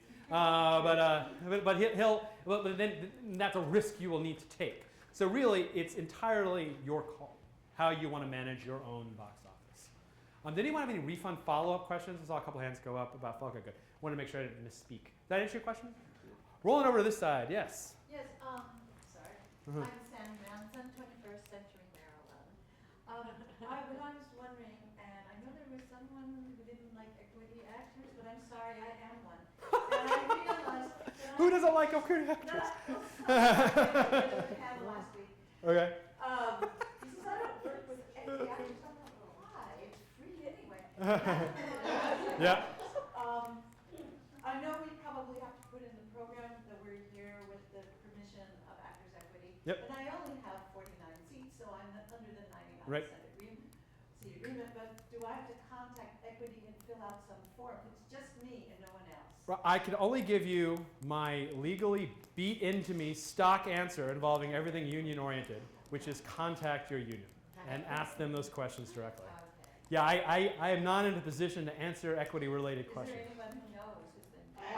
Other people can. Yeah. I had 2 actors that told me they just call them, they called them already, they said they were arranged for it, and they'll Okay, explain it so all I to you. just. Yeah, just call them, which I'm calling them. They know we're here. Like we've had sit downs with them. They know we exist. We know the guys that work over there in the equity, and we tell them we will send all equity questions to you and not attempt to answer them ourselves. Contact Michael Van Duzer. Yeah, Van Duzer. Yep. Tim something too. Is he still work there? Really sweet guy. But yeah, Van Duzer is the main guy for this area. I'm going to come back to the side. I'm going to go over here in the back. So many questions. That's great. That's you. Hi, I'm Rebecca Ryland, and I'm in from Montana. So this is kind of odd for me. I'm hoping that you welcome me into the community. And you're welcome to come to Montana anytime you want. I welcome you out there. But I just found out today, I guess I missed this, that my show's called Improvisation. It's written by a woman and it's 3 women in the play. I didn't realize that we needed someone to run our box office. What venue are you in? Over at Complex. Okay. Fedori. Is there something through Fringe that I can find people to do it? Oh, yes. Twitter is a good place to start under the HFF14 hashtag. Also, we have a forum. It's a Google group at hollywoodfringe.org/forum. And this is the thing that everyone asks for and then no one uses. But I would, but by all means, sign up for the forum. The more people on it, the more useful it will be. hollywoodfringe.org/forum. You can also, talk to other people at your venue. Because I know the run your own box office thing at Complex is relatively new this year, I believe. So you're in a group of a lot of participants at the Complex who also need box office managers. So I'd say talk to other people at your venue to see if you could put together a sort of, we scratch each other's backs, we all have this need. This goes for all venues that have a policy where you run the box office, which is a blessing in disguise in a lot of ways, by the way. Because when you run your own box office, then you interface directly with the people coming to see your show, which is great. It's sort of a drag if you're a solo show and you don't have a fellow producer. That makes it a little complicated. But I would say talk to other people at the Complex. You can go actually to the Complex's page on the Fringe website, and you'll be able to see all the other shows there. And you can message them and say, hi, I'm a fellow Complexer. I'm a fellow Complicated. And I am looking to maybe put together a group of people who could help each other in box office. Is this something that you might want to be interested in? And then you can do box office for their shows, and they'll do box office for your shows. And that is a very fringy thing to do, I'd say. So that's a potential solution. I'm going to come over to this side. Who's had their hand up the longest? The longest. Very confident. Okay, let's go. My name's Sean Boring. I'm writer director for Thumb Wars. It's a 25-minute comedic show about the dangers of dating and texting today. Question is, we're sponsoring a drink. Yep. Is there like a numbers you're trying to hit, like how many, as far as we're buying 100 people might. It's entirely up to you. We don't have a whole lot of. Well, we basically sell it till it's gone. So if you bring us 2 bottles and a couple mixers, then we'll make it and we'll sell it till it's gone. Now there's really, I don't think we have an official minimum, and we certainly don't have a maximum. So it's we just sell it till it's gone. It's the easiest thing in the world. I mean, it'll cost you a couple bottles of liquor and a halfway decent recipe. and we'll put up a sign and you say like it's like if you have a 10 o'clock show and you want to start selling it at 7, then we can accommodate that. Did we tweet the forum link? Yeah. We did? Awesome. Okay, great. Do we supply you with the signage you guys produce? It'd be great if you could supply with the signage as well. We'll supply you with a frame to put the sign in. No, the sponsored. Yeah. You want, wait, you want the sponsored drink form tweeted? Yeah, that'd be fantastic. We're about to post that as well. Whoa, so many questions. Okay, same question this side. Who's had their hand up the longest? Orange in the back. You guys were wavering. She kept her hand up. Hi guys, my name is Caitlin Hart. I'm the producer of the Vagrancies Fringe show this year, The Conduct of Life by Maria Irina Fornians. I have kind of several questions. Okay. Cool. The first one is just clarification on when you're writing this, constructive criticism review. Hey. Does a thing pop up that says, great, thanks review, tag which, the words are already picked from the Fringe website and the person just tags? No, it's one of those things. It's not like the project thing right now, and I'm up for a constructive criticism on this. It's all on the same page where you type in the actual body of the review, and then down below it's one of those autofill things where you start typing, and it'll say F you, and then why? You're like, yes, comma, blah, blah, blah, comma, blah, blah, blah, comma, and you put commas between the tags. So yeah, it's on the same form as the actual review is on, where you can start tagging it. And then so the reviewer is making up their own words. Yes. Like it's basically like, okay, great, you wrote your review. Now just write words like the punchy words that describe your experience. Got it. Yep. Okay, cool. And then the rating system for the Fringe meter, is that then now going to be the same system that Bitter Lemons uses, where Colin and associates are reading each review and then deciding if it goes bittersweet, bittersweet? Good question. You actually, on that review form that you just mentioned, you can rate there still. That rating just won't show up on the Fringe website. It'll flow into the Bitter Lemons algorithm. Okay. That determines is something sweet, bittersweet, or bitter. And are the 3 things still love it, like it, not my thing? Yeah. Granted, I might change that to sweet, bittersweet, bitter, but I think not everyone's going to know what that is, so maybe loved it, liked it. Not my thing is the best way to do that. I do think most people who are constructive criticism givers, like myself, don't love much of anything. See? And so when it goes, so it is hard. I always feel like I'm one of those people that writes the constructive review and then clicks love it, because I don't want to screw over the people, because like it goes way down in the meter. Right, so you would say, what would you say? What words would you suggest? I think that like it should be the highest. Okay. That's not use love it, because she's not going to love anything. No, but a lot of people, that's why it is constructive criticism, and Sure. they love it. So like it, liked it. pretty okay, Pretty okay, and didn't like it. All right, it's good. and then, okay. Good criticism. I'm a little confused. Hey. Sorry, trying to tweet. I'm a little confused on the participant price and how one proves that they're a participant. Good question. Good question. Filling in the things I didn't talk about. Okay. The question is that who gets the participant price, and how do we know you're a participant? The answer to that question is if you are the primary contact of a show, or if you are listed on the website / mobile app as being on the team of that show, we consider you a participant in that case. So you're a team member of a show. No one has yet tried to cheat this system. Please don't. Suddenly I see a show that has 150 team members. You can only buy, I believe, 1 ticket for a given performance under your participant price. Got it. So if I'm a member of a participant team and I go to a show, the Clown Car Show, and I add 7 tickets to my cart, only the first ticket will reflect the participant price, because it's assuming you are not 7 people. You are only 1 person, and you are bringing 6 friends. So that's how it works. So if a random person who's not listed on a show clicks on it, it just will be like, sorry, you're not a participant. It will won't say, work. it won't even apologize. Just It'll just won't give them the work, regular, yeah. just give No. them it'll just give them the regular It won't price. work. Got So it. whatever your regular price is, that's what they'll get. Okay, cool. And then leading off that, the button. Yeah. How much is the button again? I missed that.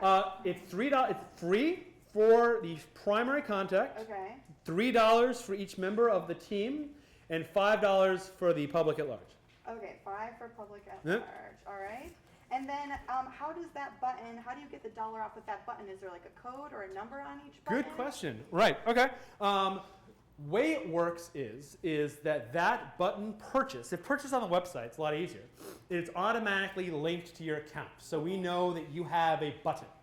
Okay. If you come, for example, to the opening night party, or go to the concierge, and you want to buy a button, we'll ask you for your email address.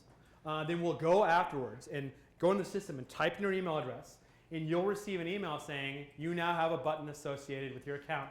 Go buy away and buy some tickets. That's how it works. So then, what if it's reversed that you buy it online? How do you have the button to get discounted drinks at 3 of Club? What you do is you go to the Fringe box office. Good questions. You go to the Fringe box office and you said, "Hi, I bought a button online," and they'll give you a button. They'll look it up. Perfect. They'll ask you for your email address. They'll look you up and they'll say, "Yes, you did buy a button online," and they'll give you a button. Great. Can I keep going? Yeah. Yes. Sorry. Okay. How do we go? How does one go about getting a press pass? For example, the theater company that I'm working with, we have a blog called The Chamber Pot. Yeah. And it's a peer review blog, so anybody, if you're interested, you could possibly be a peer reviewer. Yep. And how do you go about getting that? And is it one person? Can it be 5 different people? Good question. HollywoodFringe.org/press, and it's an account by account basis. So anybody who wants a press pass, create an account. Go to HollywoodFringe.org/press, and there's a request press badge button. Okay. And then that goes into the system, and the press office reviews it. And if it looks kosher, then we accept it. You receive an email saying, "Congratulations, you've been accepted as a member of the press corps. Starting on 11th, you can," I should have said June, blah, blah, blah. "You can come to Fringe Central to pick up your press kit." And then, so if there's other people that's not the primary person, can they use it? Do you just give them the thing? No, it needs to be on a person-by-person basis. So Oh, each okay. human being needs to individually apply. Like we have organizations that have, like LA Weekly, if they have Right, like exactly. 5 people, Right. we say have each of them create an account, say you're with LA Weekly, give a link to your writing, Okay. like on LA Weekly, say, and then we'll review it on a person-by-person basis. Got it. Yep. Okay, cool. So that's okay. And then, these notes you already have. Oh, okay. So press doesn't have to contact you through the website. They just might, and they can also not go through you, but just Show message up. you and be like, "Hey," or message you. Yeah, we want them to go to the website because then we have a record of it, and so do you. Okay. Because it prompts you to add a comp, so it's there. If they contact you through the website directly, you might forget to add a comp, and then you don't have it listed down. So we say please use the request comps feature, press comps feature, simply because it helps you have an absolute record. So then when we've already sent our press release out, and we just had our press contacts email. So Oh, then you can go in and create a comp for them, and Okay, great. and you can click press when you create a comp, and on your will call, it'll say in big blocky letters press. Got it. So that you know that so there's a press button and an industry button when you create comps. And the only thing that serves is that on your will call, for who's ever doing box office, they know, oh, this is like a VIP. Or this person needs a press packet, or something like that. Okay. Another thing, I didn't mention this regarding press. A lot of companies create press packets for press. This is usually a folder. You can be more clever, I suppose, if you want to, but it's usually a folder with your logo on it, with information on the subject matter, with press releases. There are plenty of resources online that give you ideas of how to put a press packet together. It's a lot of trees, but it's useful, and it gives you that professional edge. When someone comes in who's from the press, being able to hand them a neat press packet, it gives you a little bit of a professional thing. So I suggest doing it anyway. Any other questions? Yes, sorry. Really quick. Almost done. Okay. Is there a limited number of posters per venue that you can put up, like in Fringe Central? A limited amount of posters. Oh, posters? Yeah. Well, we start with 1 per show. Okay. And then we'll go from there as we fill out. Like if it's the second week and we still have lots of space, then yeah, more posters is fine. Okay. Final question is, we've submitted to give an award. Yeah. And can we start contacting people for that? Or is Awards! there How could I possibly forget talking about awards? Thank you. Okay. Really quick thing on awards. thank you for all those who submitted your sponsored award proposal. May 15th, week of May 15th, we're going to be announcing what all of the awards are to the world. And there will be a website page with a list of every sponsored awards, as well as a link on how to contact the people running the awards. And we'll send that out to everyone so you can read, oh, I qualify for this award and this award. Let me contact them to get on their radar. We cannot police this person didn't see every clown show if the award is the best clown. I don't know why I keep bringing up clowns, but there I go. So if this person says best clown show, and the clown car show I mentioned before is like, wait a second, they didn't come see our show. Like, only thing we can do is we can say, are you actually only seeing 2 shows and you are sponsoring this award to give this one clown show an award? If that becomes apparent, then they will be like banned for life, and hopefully we'll stop it before they can actually present the award. But just so you know, what we haven't done up until now is let everybody know what all the sponsored awards are until the last night when everyone's like, wait, what? There's the sponsored awards? And it was a thing. So we created this sort of web page where we're going to display them all for you ahead of time. And if you find any chicanery going on, please let us know. But we actually can vouch for pretty much all of the award givers this year. And they've given awards in the past, and I don't see any chicanery happening. But yes, so they're the sponsored awards given out by third parties to you. And they determine, you'll be able to see in the little snippet how they're going to judge the awards, what the winner of the award will get, what the qualifications of the award are. That'll all be listed very clearly on the site. So those are the sponsored awards, not Hollywood Fringe Organization. Then there are these so-called freaks, which are the community awards. And at the last Saturday of the festival, members of the community, as defined by, are you a member of a show? Are you the point of contact at a venue? Have you reviewed X amount of shows, or have you seen X amount of shows? If you fit the general qualification for community, you will receive a ballot in your inbox.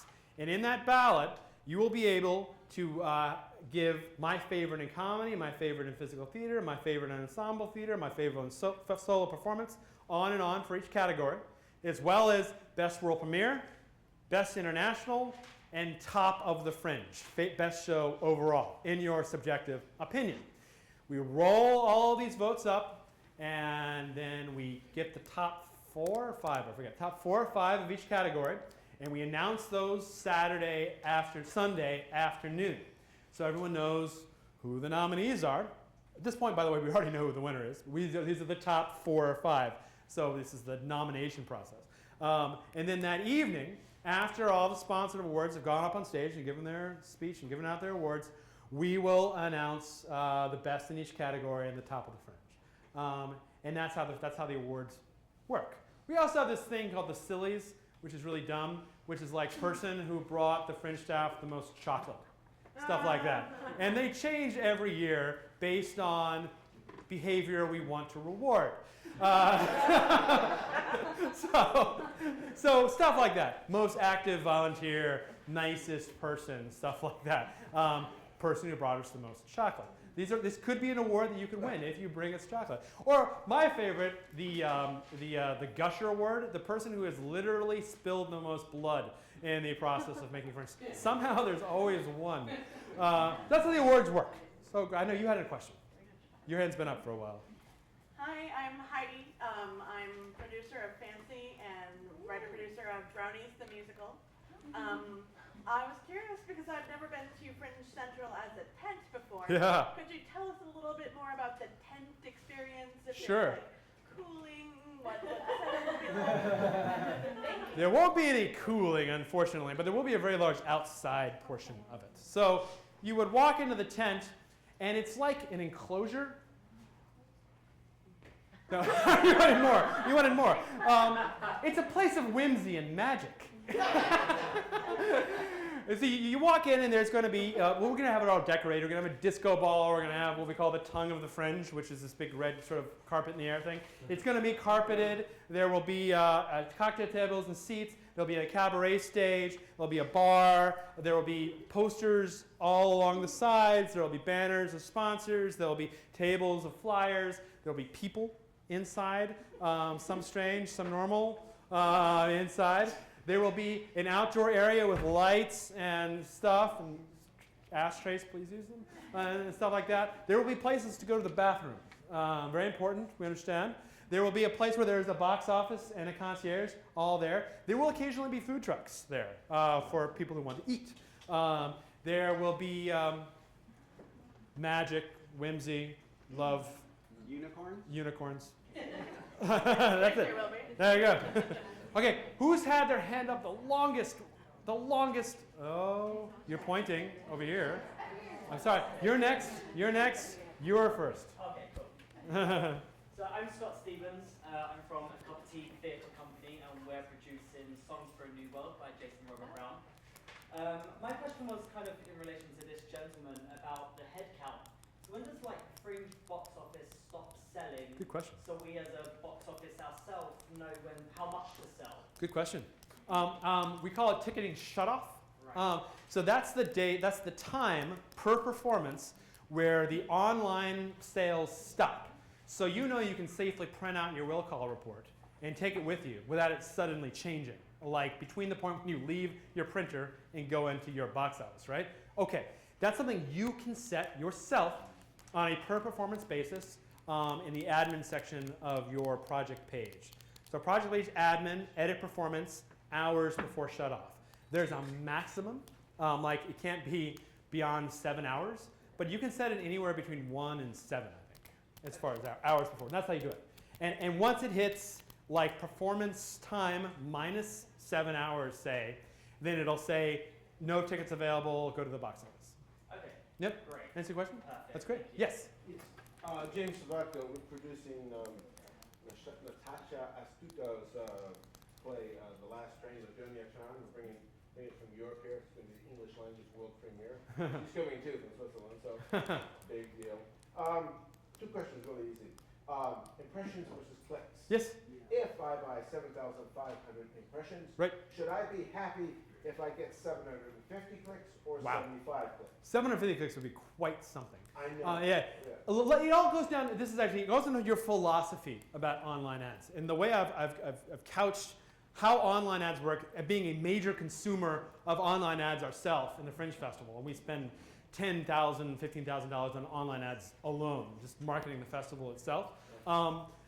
What it is one of the many guns in your arsenal to reinforce sort of your brand, right? It's not the be-all, end-all marketing thing for you. When you go on a website, it's almost a psychological thing. And you go on a website and you see these ads. Every time an impression happens, there's something in your brain, like that robot, like that brand, that picture, the image of your show makes a mark on your brain, right?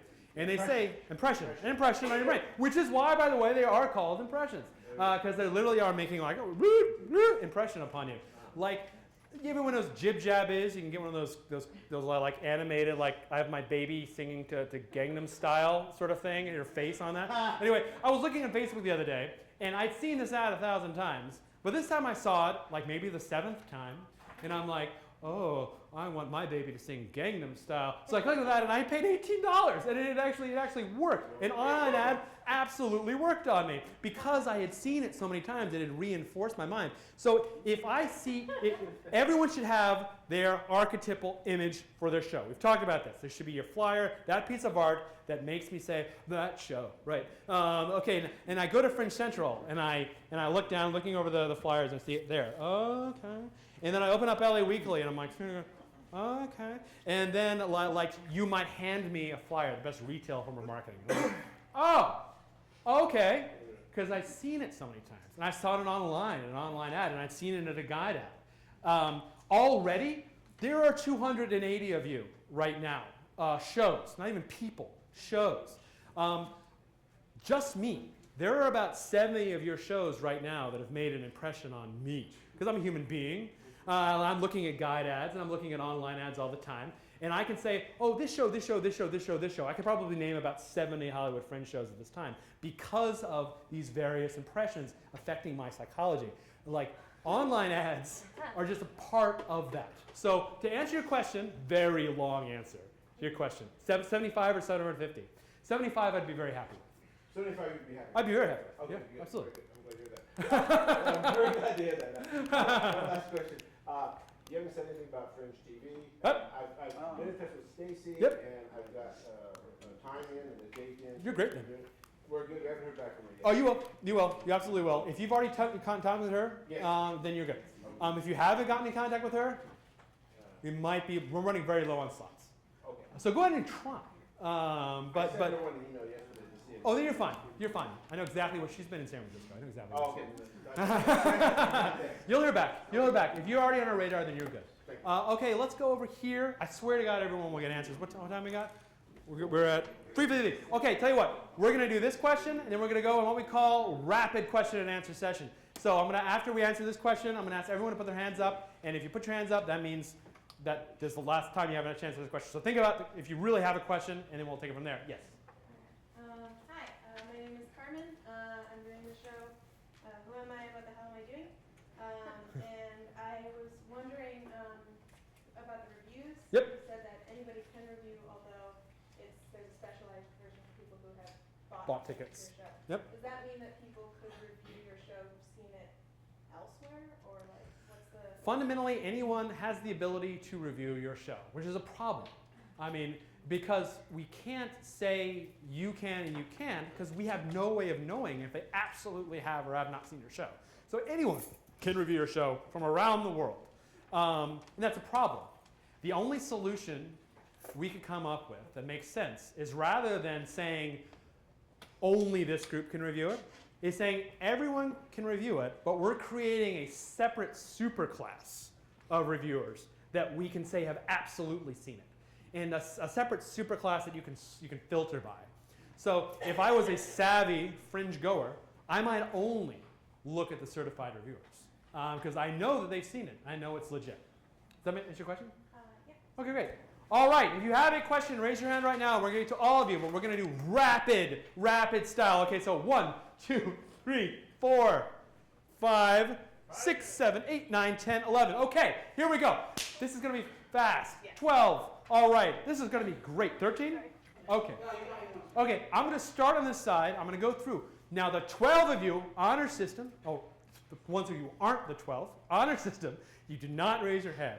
Okay, 12 more questions. And this is going to be super question and answer. Is there, the 29th of the fundraiser and the 11th, is it okay to hand out promotional swag? We've got some cool show swag, is that right? Yes, absolutely.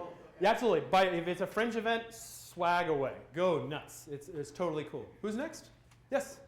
Brendan Weinhold, 4 Tree Plays.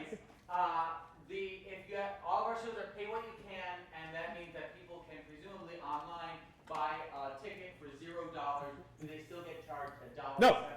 No. Second half of that is me speaking for Stina, my wife, who is the volunteer coordinator, and I just want to encourage everybody to make a discount code for volunteers to reward them for volunteering. That's great. Absolutely. Or if somebody comes to you and says, I'm a Fringe volunteer, consider saying, I'm a Fringe volunteer. Anyway, you could comp me if you're not full. Then you can say, you know what? Stand over there, and then what? I do not require to be egged on. See, you slowed me down. You could say, see, I lost my train of thought with your gesticulating. You could say, like, if you have any extra seats left, can I, like, sit aside and could you let me in if I don't? So absolutely, like help out volunteers if you can. Who's next? Who's next? You're losing the set. Yes? I'm number 4, but hi, Okay. I'm Madison with the Others Theater Company. Please follow us on Twitter at othersla.com. We do comp swaps. Yep. Question about comps. Do people ever go to Fringe Central and just like hand out comps? Because we're right across from the Agri Complex. Is that a thing? Oh, absolutely. Make it rain comps. Absolutely. Absolutely. What you can do is you can come in like 15 minutes before, and you can say, hey guys, our show's starting in 10 minutes. We have pay what you can. Come in, get everyone can, $0 to however much. We're just trying to fill the seats. It's a great show. It's got good reviews. Like, why don't you guys come over right now? Absolutely. Go crazy. That's sort of what the place is for, right? It's for that sort of stuff. So run over like an hour before so we have some seats available. Come in, try to fill the seats. You know, some people will say, yeah, absolutely, let's go. I'm looking for another show. I have some free time. So yeah, absolutely. What's your question? Yay! Who's number 3? Yes. Yes. Hey, Kim Aslakis with Jermaine. Show about bullying your family. Nobody does it better. So when I was on the site, I went to tags and I clicked solo shows. Yep. And I'm curious, like, what determines the order that you list them on the site? Because it wasn't alphabetical. Random. It's random. Conceivably, every time you refresh, it should be a different order. Okay. Yeah, because that's the only way we can do it, right? Because otherwise, people will name their shows Aardvarks and exclamation point, Aardvark. Yeah. So like, I think every time you refresh, that list should be randomized, which is the only fairest solution we could come up with. So the best way for people to find you is just search your show title. Then. Search your show title, look through tags. We give you a few ways to do it. Look through tags, look through categories, look through reviews. Once reviews start flowing in, you'll be able to see what are the latest reviews. Look through press releases. What are the latest press releases coming out, latest announcements coming out? Which ones are tweeting the most and talking the most about themselves? And also the absolute best way is social. Is like, what have you seen? What's best? What's good? What should I spend my time and my treasure on? So yeah, multiple ways to do it. In the end, better than any technology out there is ask questions to other fringers, what they've seen and what they like. Who's number 5? Number 5, who's anyone else in this section? Left? Anyone else? And yes. Pay what you can for preview night that can be set up on the site? Yep. Okay. Per performance basis, just click the pay what you can checkbox, and you can also specify a suggested price for pay what you can. All set in the back, and you're next. David Wheatley with Gallery. Other places to get cast in case people flake besides advertising and backstage. Other places to cast? Gosh. Big Cheap. Big Cheap. Big Cheap Theater is a Yahoo group for Los Angeles theater. That's. I think Bitter Lemons has a casting notice page. Did you get some answers there? A lot of things yelled at the same time. That answer your question? A good place to start, at least? Yeah, thank you. Awesome. And yes? Hi, I'm Bonnie. My show is That's What She Didn't Say, a true story of taboo, redemption, and musical theater.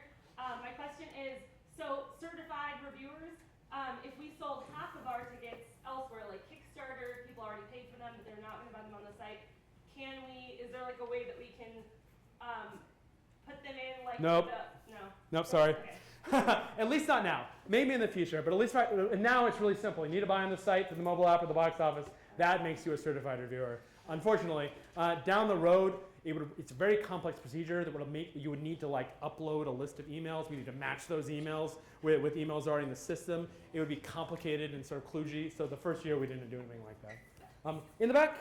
Yes. Hi, I'm Betsy with Afterloves, Love Lives in the Afterlife. My question is, I have gathered from past Fringes that there are extensions. Yes. Is that still a thing? One of the awards this year, not sponsored by the Fringe Festival. This is a third-party sponsored thing. There's a thing this year called the Producers Encore Awards. The Producers Encore Awards, which will be given out at the awards ceremony, will be venues, producers at venues, that will be giving extensions to a select amount of people. They have a Twitter handle. Anyone from, Monica, are you still here? Quinn's not here? No one from the, okay. Come to me afterwards. Maybe I can, Matt Quinn at combinedartforum.com, I think. MQuinn, MQUINN at combinedartforum.com is Matt Quinn. He's the guy who sort of runs it. There'll also be, even better, wait until the awards are posted on the 15th, and they'll all be on there, and there's a place for you to apply. Say, please come consider my show for a Producers Encore extension. Cool. It's at Fringe Encore on Twitter. At Fringe Encores on Twitter. Anyone else? So yes. Yeah, Charles Armstrong, writer-performer for Moby Alpha, which is a comedy science fiction adaptation of Moby Dick set in space. It's a Fringe festival. Quick question regarding if you wanted to sell tickets through a third-party website, Yep. is there a way to potentially move back and forth? Like, say we set aside 20 to be sold. Yeah. Gold Star, we only sold 10. We were like the day before we want to move them back to the Fringe side. It's a great question. You do that by managing holds on a per performance basis. Let's say you have 100 seats available. Don't tell equity. You have 100 seats available, and you want to sell 50 of those on Gold Star. You've already sold the 50 available in Hollywood Fringe Festival, but you still have 20 left on Gold Star as of a day before. Then all you need to do is reduce the amount of holds on that performance on the Hollywood website from 50 to 30. So the holds that you list on the website are essentially the total that you'd be selling through a third party? Yes, exactly. Got it. Exactly. And you just need to reduce those or increase those as you want to amend the amount you do or don't want to sell to the Fringe site. Great. Great. Two more, I think. Yes, and then you. Yes, Simon. Oh, yes. Oh, I got you. And you, of course. Two more after Simon. Simon from the show, Simon Coronel, Glitches in Reality. Really simple one, just in terms of putting flyers in Fringe Central and so on, are there any suggestions or constraints on flyer sizes? I'm still adjusting to American paper size. No, I mean, well, like no suggestions. The only thing I'd say, and I've said this before, is that please no 8.5 by 11. I just go so far. That's just too big, especially if it's just paper. Like, because paper bends and the whole thing, it's ugly, it's impossible to stack. The traditional postcard size, which is 4 by 6. 4 by 6, that is the traditional American flyer size right there. But that doesn't mean, sometimes it helps to swim beyond the lines. I screwed up several metaphors there. Swim beyond the lines. Exactly. It's just as long as it's not huge. Let's say, but sometimes smaller, weird size. John Armstrong, good example, famous magician, you might know him. He was a card magician, and his flyer was a card that looked like a card with his information on it. And I, to this date, this was 3 years ago, remember that card flyer. I get 4 by 6 postcards all the time, but that card, I remember that flyer, because it also has something to do with his show. So sometimes swimming outside the lines is good. Yes. Reagan, I'm writer and performer of Ipplecast, A Journey of Inspiration, vignettes about being gimpy, crippled, handicapped, or just different. Just wondering about transportation and whether there are any fringe benefit or like button benefits with Uber or any other transportation services. There was. Last year we had Lyft as a sponsor, but I guess they're just bigger now and not giving out sponsorships as much. So not this year, unfortunately. We do have. Yeah, we have the Dash buses here, which actually go pretty much in front of almost every Fringe venue around, and they're very, very cheap. And you can hop on a Dash bus, and it'll take you to the next stop. You can get off. So Dash bus is a good idea. But yeah, as far as it's been a request for a while to have some sort of official Fringe transportation. It is extremely expensive, not just because of gas and car rental, because of insurance. So we don't have that yet. One day, hopefully, we'll have a Fringe transportation system. But up until then, check out a Dash schedule that actually might fill the bill, at least for the interim. And just in terms of parking, because I've never been around here. Yes. Should you be telling people they're going to have to walk 10 blocks to park, or I'd encourage people to get here early to get parking. Let me put it this way. I never have trouble finding parking Sunday through Wednesday, sometimes Thursday, around this area. It's reasonably easy to find parking within a few blocks, small blocks, not big blocks, of where you need to go. Fridays and Saturdays are a problem. They tend to be a somewhat problem. Over in this lot, it might just be for complex parking, but I know that if you're seeing a show, at least in the complex and maybe other places, there's a lot over here next to Fringe Central that on Fridays and Saturdays does, accept people to come park there. I'm not entirely sure how much space they have and whatnot. For 1 year, Fringe actually ran our own parking lot. That didn't go well for us. Strangely enough, you'd think it would, but it did not go well at all because people only need to park on Fridays and Saturdays. Every other day of the week, they'd park right in front of us and point and laugh at us as they walked by. And we'd be like, great. So yeah, parking can be tricky. I just say it's LA. Try to come early. Yes. And that being said, another thing I'll send out, a little piece of advice while we're thinking about this. You have listed a duration on your website. That duration has now been printed in the guide. Make it that long because what people do is they see show, show, show, show, show.